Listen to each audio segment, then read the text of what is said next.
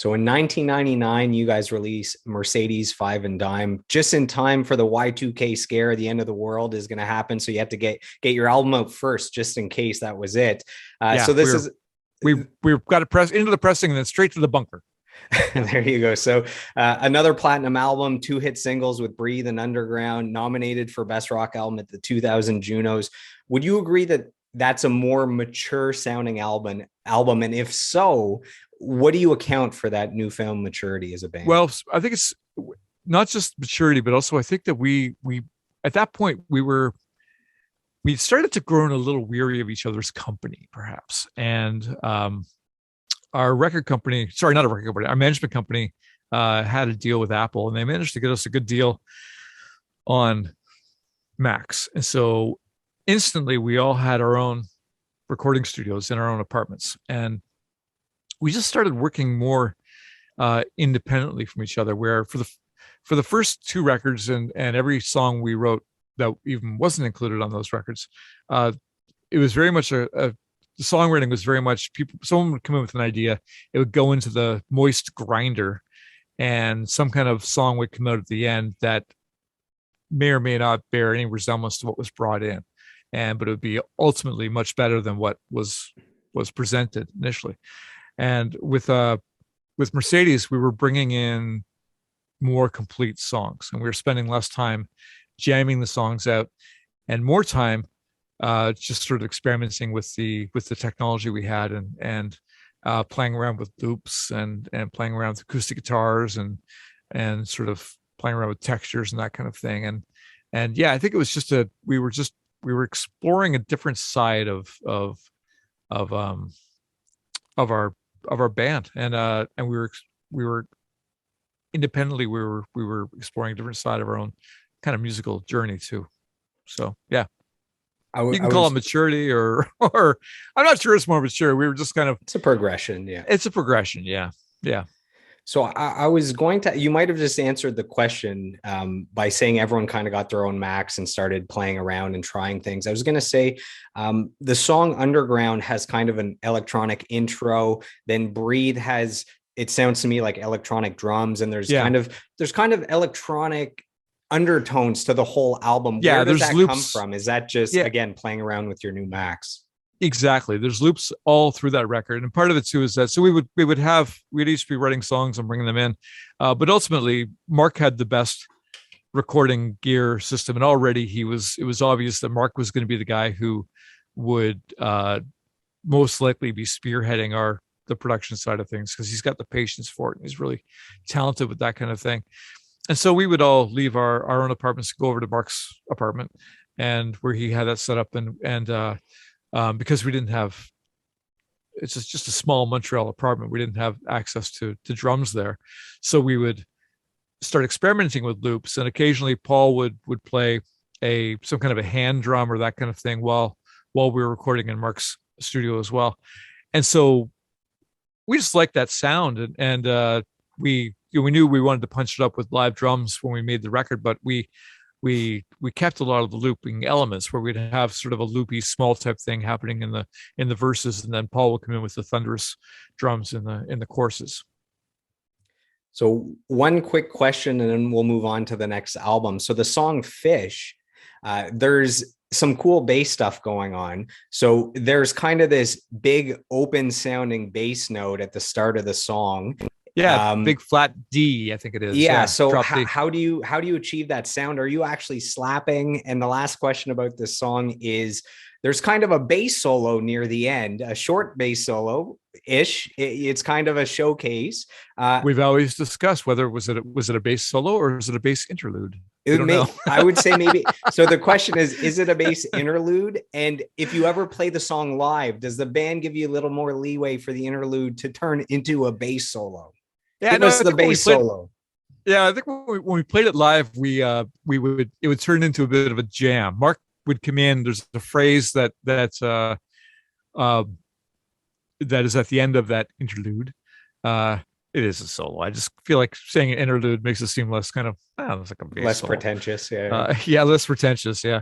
And there's a phrase, and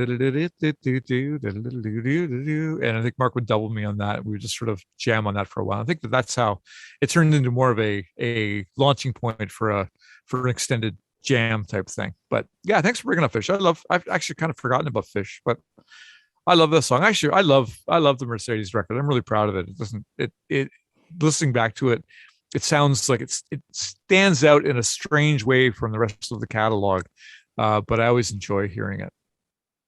So I guess one final comment about that album. The last song on the album is Deliver Me, which is, it's one of my favorite songs on the album, even though it's not a single. And man, it's such a beautiful song. The harmonies are incredible. And at that point, listening to the discography through those first three albums, man, Moist could teach a master class on harmonies. Like the harmonies are so incredible across your discography. So there's no question here. I just had to give you a pat on the back because thank you. To me, a band that has great harmonies, especially live, is what separates them from other bands. When I see a band and there's just the one singer, and even though there are 3, 4, 5 members, nobody else is singing.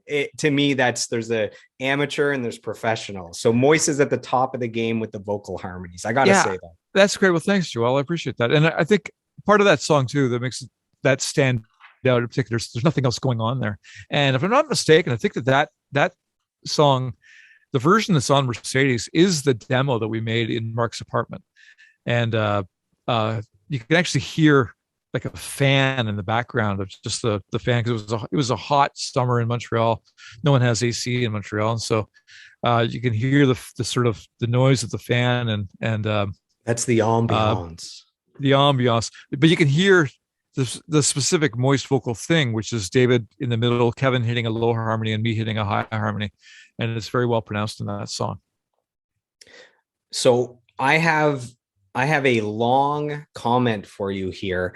This is an extremely vulnerable comment, and I have to read the whole thing. So tomorrow I launch the newest episode, and the comment is from the guest from the next episode. So this is from Rich Beddoe, the former drummer of Finger 11 and Saint Asonia, who you have a history with. So here that's coming out as a 3.5 hour interview.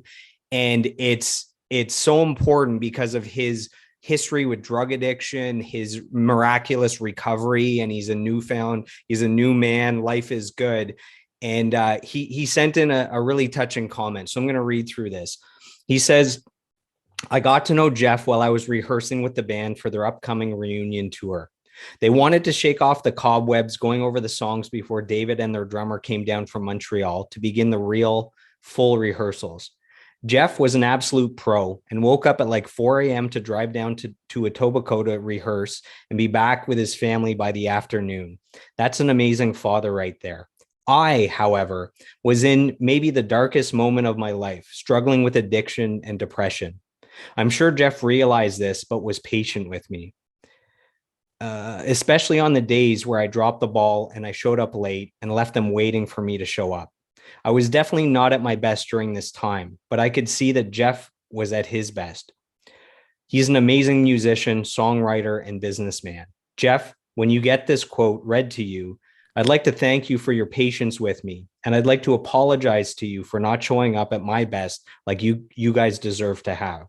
I look back at those days with regret and my performance, but with gratitude that I got the opportunity to jam with a group of Canadian legends that will go down in history as one of Canada's best. It was an honor and a wake-up call to get my shit together. That's from Rich from Finger 11. Wow, that's amazing. And you know what? I think Rich is being way too hard on himself. It was really fun playing with him. And we didn't know that he was in such a, because he was late a few times, but, and we one thing we've always said about Moist is that we may not be the best band in the world, but we're certainly the most punctual. And so we noticed when he wasn't showing up, but he was always pleasant, and he agreed to jam with us for nothing, just for fun. Like it was. So I appreciate him saying that, but he does not be that. He's being overly critical of himself for sure, and he's beyond anything, he's an amazing drummer, like absolutely so skilled and so fantastic, and I think really fondly of those sessions. And he was so nice just to agree to do it. Like he was doing it for again, nothing, just to help us, out, just to help us out. So yeah. Anyway, I'm glad to hear he's in a good spot now, and that's great. So in 2001, you guys put out a greatest hits album. You've put out 3 platinum albums in a row, and then you go on hiatus for over a decade. So how does this hiatus come to be? And when you look back, I'm sure there's good reasons. When you look back at having left at the peak of Moist popularity, are there any regrets, or things happen the way they were supposed to happen? I think things happen. I remember so clearly, we were playing the last bunch of shows that we played before we decided to take this hiatus were we were playing some festivals actually, it was a summer of festival playing. We were playing festivals all over Ontario and Quebec. I think we basically were in the bus doing lots of things. And I remember Paul was always good for a joke. And I remember he told a story that it was just a dumb thing. He was talking about one of his, it was funny. It was a really funny thing, but he goes, yeah, no, I used to be in this band called before I started playing with you guys, I was in this band called the Amen. And we'd come out on stage before every show going, amen, amen. And I said, Paul, you've told us that story before. And I remember he looked at me and he was like, maybe it's time we take a break. It was like, it felt like we were going through the motions. Everything we'd done before, and we just needed a break from each other. And then terribly, when we were playing George Street Festival in Newfoundland, I guess it was probably around August 1st, Paul hurt his back. And that was right after the show, Paul hurt his back, just goofing off. And that was the last show that George Street Festival thing was the last show he played with us. And we had to find a substitute drummer for the other commitments that we had. And it just felt like the band was just kind of breaking down in every kind of way. And, we loved the Mercedes record, but it wasn't as successful as the other 2 had been. And we had these huge plans for launching it in America. Our management at the time was a company called Network, and they had great success in America with Sarah McLachlan and Bare Naked Ladies. They're out of Vancouver, right? Terry McBride. Yeah, Terry McBride, indeed. And so he had the same kind of vision for us, the same plan that they would use for breaking, that they used for breaking those bands in America, they would use for Moist. And they had this plan that, the American record company was our 3rd label in 3 records in America. And they were like, okay, this is a great record. We'd love it, but we would like you guys to have push on this record as well, because no one's really heard it. And we were like, you got to be kidding me. We did that thing. We toured America 2 albums push. ago, yeah. It was 2 albums ago. And the label was like, yeah, but your label at the time was in disarray. There was no product in the stores. Like, it was a terrible thing. The label really dropped the ball on this song, and you guys deserve to have another crack at it. So we were like, okay, all right. So we went in and we re-recorded Push, and we weren't that happy with it. It was fine, but it didn't have the same sort of spark that the original did. And it very much felt like the label and the record company and the management team were sort of trying to decide the fate of the band. And we had always been fiercely independent feeling, and came to all of our decisions through the 5 of us talking and fighting and figuring it out. And it felt like the controls have been given over to people who were thinking of us more as a product and less of as a band. And sure enough, the record company, when they went to promote Push to radio stations, the radio stations in America were like, we had this song. We had this like 6 years ago. We spun the hell out of it and nothing happened. And the record company was like, yeah, it's because nothing happened because there was no records in the stores, blah, blah, blah. And the radio stations were like, well, that's not our fault. We're not going to spin the song again. Anyway, it was just a time where we just needed a break away from each other. And yeah, so that's what we did. So we didn't know that it was going to be 13 years. But it was. So why do you think it got prolonged to that amount of time? If at the start you didn't know it would be that long? I think we all used the opportunity to sort of do other things and to kind of get wrapped up in other stuff and to pursue other interests. David decided that he wanted to keep on making records, and he found a new management company. And well, he actually formed a management company with our dear friend Graham, who Graham was actually the friend of mine that introduced me to U2 War when I was 15 years old, and has been one of my best friends since I was like 4 years old. And now he's the manager of Moist. He started off as the guy with the station wagon driving us to gigs, and we started having him tune guitars, and then he became stage manager and tour manager, and now he's manager. So David was in a good place with that, where he sort of got control of his career back by taking control of the management situation again back.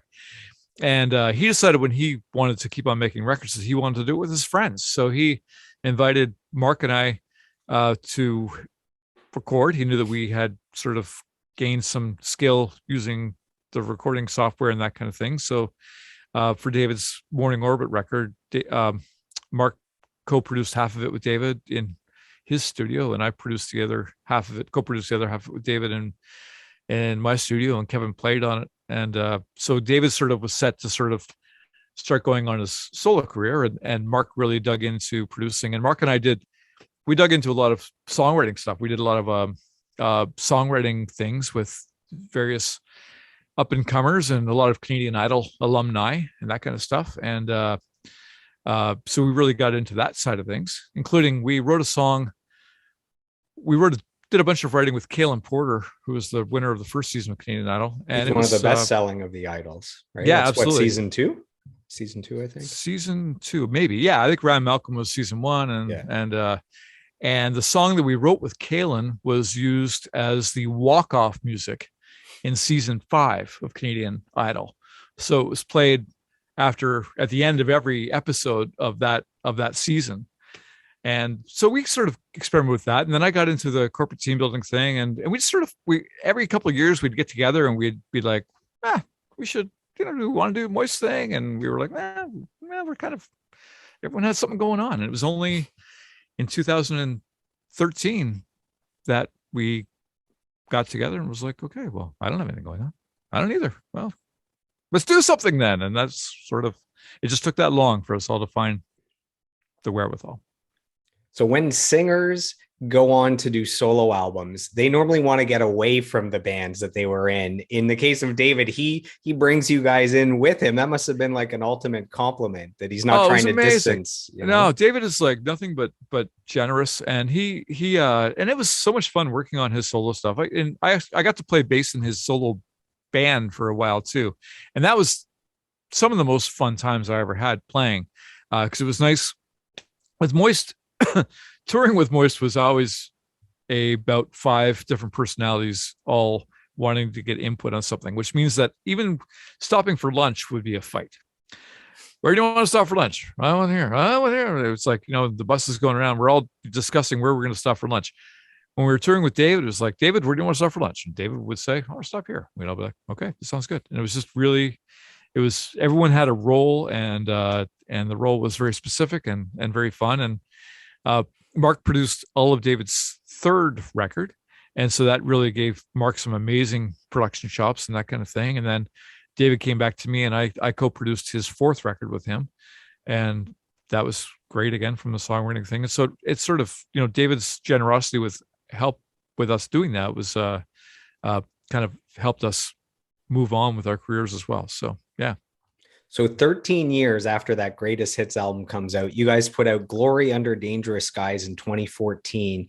The band is now back together. However, you had some family commitments and you weren't able to dive in completely into the recording of that album, but you still played a big part. Can you share kind of what's going on with that album for you? Yeah, I play a small part in that record. What happened basically is that we after doing the reunion tour, the guys were like, wow, that's really fun. Let's make a record. And so we started getting together to write songs, and the songs we were writing were really good. And, but my son at the time was 3, and everyone else's kids were in high school, and their kids are sort of, they're at the same age then that my son is now, where I'm kind of realizing that he just doesn't really need me that much anymore.